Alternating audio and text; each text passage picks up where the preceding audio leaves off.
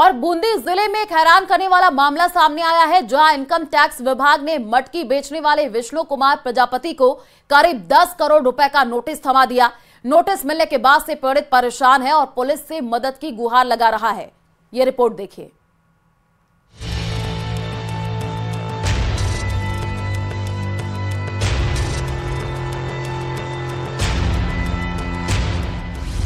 मटकियां बेचने वाले को 10 करोड़ रुपए से ज्यादा का नोटिस।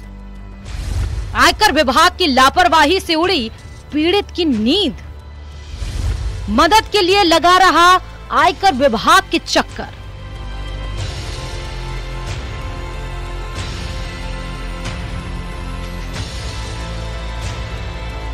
एक मटकियां बेचने वाले को इनकम टैक्स विभाग ने टिका दिया 10 करोड़ 61,83,000 का नोटिस। मामला बूंदी के झालीजी बराना गांव का है, जहां के विष्णु प्रजापत को यह नोटिस इनकम टैक्स विभाग की तरफ से दिया है और सुरेंद्र सिंह बाबेल नाम के शख्स के साथ विष्णु प्रजापत का लेन देन इनकम टैक्स विभाग ने दिखाया और इसी एवज में 10 करोड़ 61,83,000 की राशि का नोटिस भी विष्णु को दे दिया है। ये है बूंदी जिले के झालीजी का बराना का रहने वाला विष्णु कुमार प्रजापत। मटकियां बेचकर अपने परिवार का पेट पालता है। मासिक आमदनी 10,000 रुपए के आसपास है। ऐसे में आयकर विभाग के 10 करोड़ रुपए से ज्यादा का नोटिस विष्णु के लिए किसी सदमे से कम नहीं है। 10.5 करोड़ रुपए जमा कराने का आयकर विभाग को नोटिस जब से विष्णु को मिला है, उसकी नींद उड़ गई है। पीड़ित विष्णु प्रजापत की माने तो उसे 11 मार्च को बूंदी आयकर विभाग का नोटिस मिला, जिसमें सुरेंद्र सिंह बाबेल नाम के शख्स के 10 करोड़ 61,82,000 का विक्रय लेन देन 2020 से 21 में किया जाना बताया गया। जबकि सच्चाई ये है कि विष्णु प्रजापत इस तरह के किसी शख्स को जानता ही नहीं है। मुझे 11 मार्च को इनकम टैक्स की ओर से एक नोटिस प्राप्त हुआ, जिसमें 10 करोड़ 61,83,000 का ट्रांजैक्शन हो रखा है। मैं कभी मुंबई नहीं गया, मैं गरीब फैमिली से हूँ, मटकियों का काम करता हूँ। अब मैं इतना पैसे कहाँ से चुकाऊंगा? मैंने किया नहीं है, ये पता नहीं मेरे नाम से किसी ने फर्म बना के और इतना ट्रांजैक्शन कर रखा है, फर्जी कंपनी बना के, जिसमें ज्वेलरी, डायमंड, गोल्ड वगैरह का व्यापार कर रखा है दूसरी कंपनी से, जिसकी जानकारी मुझे नोटिस प्राप्त हुआ जब मिली। मुझे इसकी कोई जानकारी नहीं थी, ना मैंने कभी किया, ना मैं कभी मुंबई गया। विष्णु ने जब आयकर विभाग, जीएसटी विभाग की वेबसाइट पर तथ्यों की जांच की तो पता चला कि 19 मार्च 2020 को गिरगांव, मुंबई, महाराष्ट्र में भूमिका ट्रेडिंग के नाम से एकल स्वामित्व फर्म का जीएसटी रजिस्ट्रेशन करवाया गया था। उक्त फर्म के रजिस्ट्रेशन में विष्णु के आधार, पैन और अन्य दस्तावेजों का प्रयोग हुआ। अज्ञात व्यक्ति द्वारा ये लेन देन किया गया, जिससे उसका कोई लेना देना नहीं, यानी कि अज्ञात व्यक्ति द्वारा फर्जी तरीके से जीएसटी फर्म रजिस्टर की गई और इसी आधार पर आयकर विभाग ने विष्णु को नोटिस भेज दिया। जबकि विष्णु के दस्तावेजों के आधार पर विष्णु के पीछे बड़ा खेल हो गया। इन्होंने 2019-20 में किसी कंपनी में अपने दस्तावेज, आधार कार्ड, पैन कार्ड वगैरह लगाए थे। वहाँ से इनके दस्तावेजों के अज्ञात व्यक्ति द्वारा किसी ने एक फर्म रजिस्ट्रेशन करवा के उस पर सोने का, डायमंड्स का लेन देन किया है फर्म पे। उस फर्म पर के नाम से 10 करोड़ के लगभग इनकम टैक्स ने एक नोटिस जारी किया है। उसके संबंध में परिवार पर जाँच की जा रही है। ये खुद प्रजापति हैं और मिट्टी का काम करते हैं, बर्तन बनाने का। इन्होंने अपने कोई निजी कार्य से किसी फर्म में काम किया था, उस समय आधार कार्ड, पैन कार्ड लगाए थे। वहाँ से ही इनके आधार कार्ड, पैन कार्ड का गलत इस्तेमाल हुआ है, किसी अज्ञात व्यक्ति के द्वारा वो फर्म का रजिस्ट्रेशन किया गया है। जानकारी में ये भी बात सामने आ रही है कि उक्त फर्म द्वारा एक अन्य कंपनी के साथ राशि 2 करोड़ 83,22,195 रुपए का वित्तीय लेन देन किया गया है, जिससे भी उसका कोई लेना देना नहीं है। 19 मार्च 2020 से लेकर 1 फरवरी 2021 की समय अवधि के मध्य उक्त लेन देन होना पाया, जिसकी विष्णु को कोई जानकारी नहीं थी। यानी फर्जी दस्तावेजों के साथ फर्जी फर्म रजिस्टर कर ली गई, उससे लेन देन कर लिया गया और उससे खरीद दिखा दी गई। अब इस पूरे मामले में आयकर विभाग अपनी जांच को आगे बढ़ाएगा, लेकिन इस भारी भरकम नोटिस ने कहीं ना कहीं विष्णु प्रजापति को तो मुसीबत में डाल ही दिया था। हिमांशु मित्तल, न्यूज़ 18 बूंदी। दौसा में आरोप प्रोफेसर पर कार्रवाई की मांग को लेकर एबीवीपी के कार्यकर्ताओं ने विरोध प्रदर्शन किया है। छात्राओं का आरोप है कि प्रिंसिपल आरोप प्रोफेसर के खिलाफ कार्रवाई नहीं कर रहा है।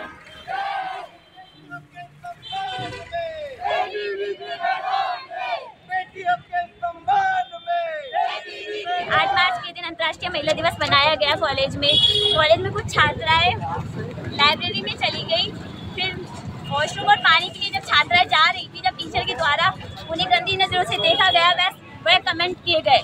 जब छात्राएं वहाँ घबरा के और कुछ एक छात्रा हमारी बहन रोने भी लग गई, उसको देख के असुरक्षित महसूस करके लड़कियां प्रिंसिपल के पास गई और प्रिंसिपल के द्वारा उन्हें डराया व धमकाया गया और बात को वही फैलाने के। और इसी बीच कोटा से बड़ी खबर सामने आ रही है। पेयजल किल्लत पर ग्रामीणों का आक्रोश देखने को मिल रहा है। जलदाय विभाग कार्यालय पर मटका फोड़ प्रदर्शन किया गया है। प्रेमनगर सहित आसपास के कॉलोनियों में पेयजल संकट गहरा गया है। पूर्व में ज्ञापन सौंपने के बाद भी कार्रवाई नहीं होने का आरोप। तो बड़ी जानकारी आपको दे रहे हैं। उद्योग नगर इलाके में प्रेमनगर सहित आसपास के कॉलोनियों में पेयजल किल्लत को लेकर बड़ी संख्या में महिलाओं और पुरुषों ने जलदाय विभाग के कार्यालय के बाहर मटका फोड़ प्रदर्शन किया है।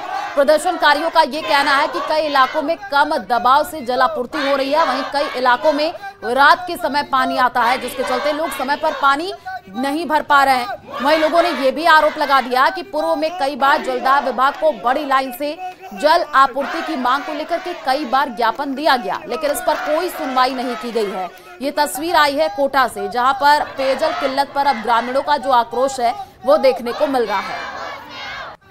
1 घंटे से चल रहा है और हम लगातार बैठे हुए। हमारी मांग यही है 700 mm की लाइन ठीक हो और हमारे प्रेमनगर 2nd और 3rd में पर्याप्त मात्रा में पानी मिलना चाहिए, क्योंकि जल है तो जीवन है और जल के लिए हम संघर्ष करने के लिए तैयार। नाइट में 2 बजे से जग रहे पानी के लिए, पानी बिल्कुल भी नहीं आ रहा है। हम कल भी टैंकरों से पानी भरा तो गिर गए, तो हमारे पूरे लगी। कोई लेडी से घगरे लेके गिर जाती, कोई कैसे गिरती है। हस्बैंड सारे चले जाते हैं, टैंकर भी लेट आते हैं। अब हस्बैंड चले जाते हैं तो पानी कैसे भरा जाएगा? अकेली लेडीज से तो पानी भरा नहीं जाएगा घर का, ऊपर भी चढ़ाना पड़ता है। कैसे भरेंगे पानी? बिल्कुल भी ना तो पीने का पानी है, ना नहाने का, ना धोने का, किसी भी चीज का पानी नहीं। आधा अप्रैल ही गुजरा है और गर्मी प्रचंड रूप से दिखने लगी है। धूप के कड़े तेवर ने लोगों का घरों से निकलना दुर्भर कर दिया है। प्रदेश के कई शहरों में गर्मी का घोषित कर्फ्यू देखने को मिल रहा है। यह रिपोर्ट देखिए।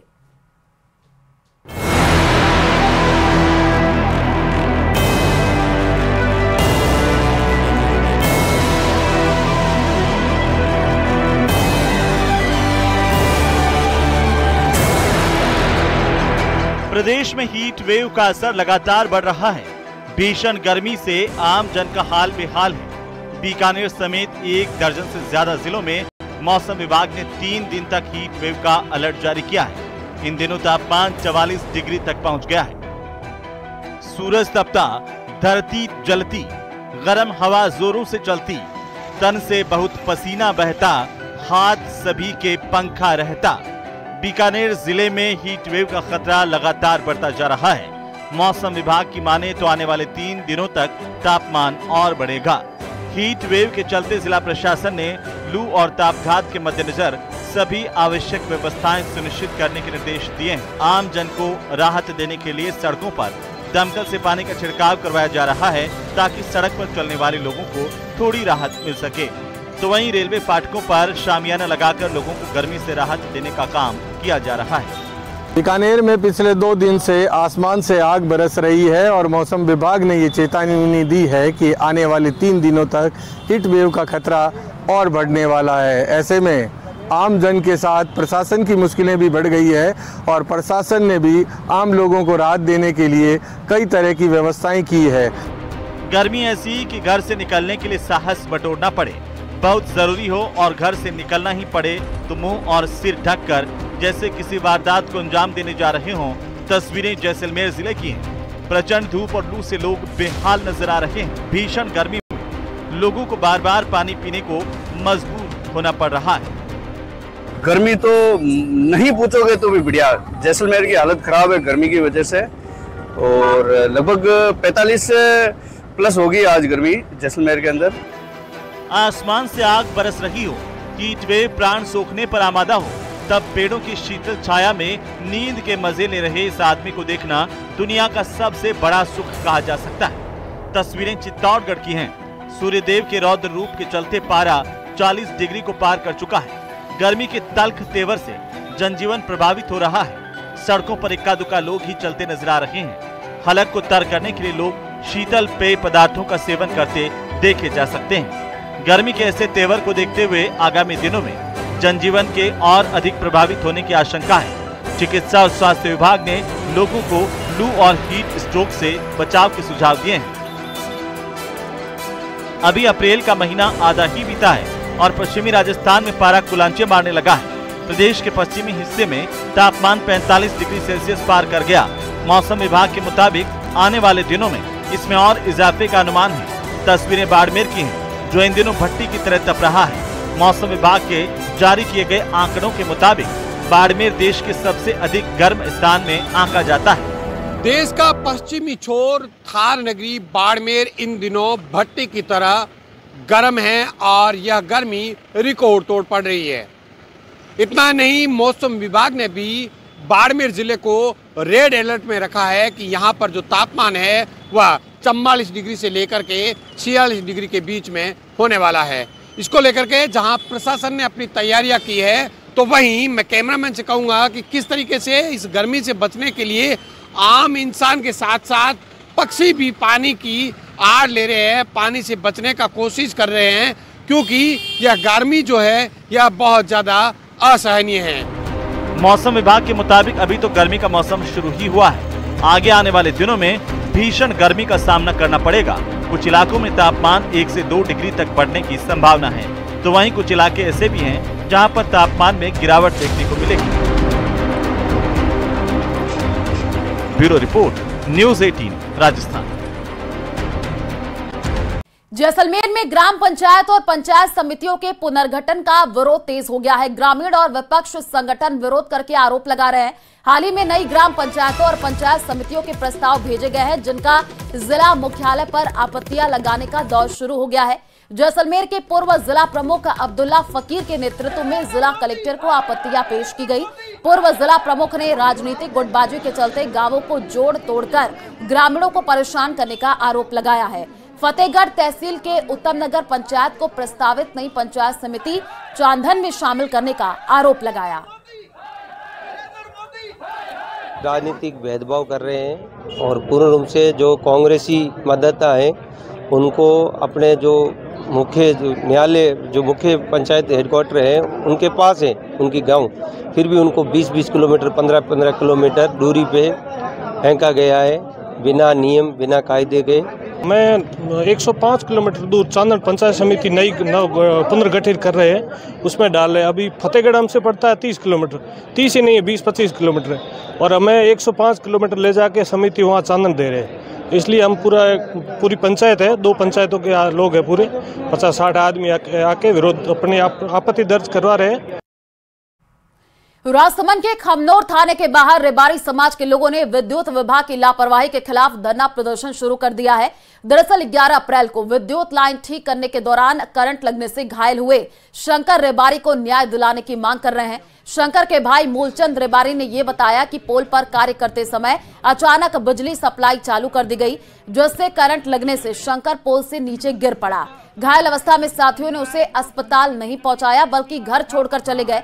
शंकर वर्तमान में उदयपुर के एक निजी अस्पताल में पिछले 6 दिनों से कोमा में है। समाज के लोगों ने विद्युत विभाग के अधिकारियों पर गंभीर लापरवाही का आरोप लगाते हुए दोषियों पर सख्त कार्रवाई की मांग की है। उन्होंने चेतावनी दी कि यदि जल्द न्याय नहीं मिला तो आंदोलन को और भी ज्यादा तेज किया जाएगा।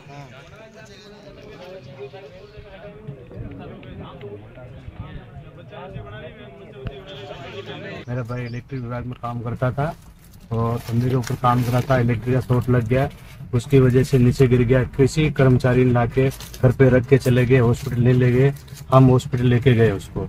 उसके बाद में इलाज के दौरान वो कोमा में चला गया, अभी कोमा में है। और इलेक्ट्रिक विभाग वाला एक भी हमारे पास नहीं आया अभी। और इसी बीच बांसवाड़ा से बड़ी खबर सामने आ रही है। गौवंश के अवैध परिवहन और तस्करी का ये पूरा मामला है। साधु संतों और गौ सेवकों ने प्रदर्शन किया है। शहर के कुशलबाग मैदान से विरोध रैली निकाली गई है। मुख्यमंत्री के नाम जिला कलेक्टर को ज्ञापन सौंपा गया है। तो बड़ी खबर आपको बता रहे हैं, गौवंश के अवैध परिवहन और तस्करी का ये पूरा मामला है, जिसको लेकर के मुख्यमंत्री के नाम जिला कलेक्टर को ज्ञापन सौंप दिया गया है। बांसवाड़ा से ये बड़ी जानकारी आपको दे रहे हैं, जहां पर साधु संतों और गौ सेवकों ने प्रदर्शन किया है। तस्वीर भी सामने आई है, बड़ी संख्या में लोग जो है विरोध रैली निकालते हुए दिखे हैं।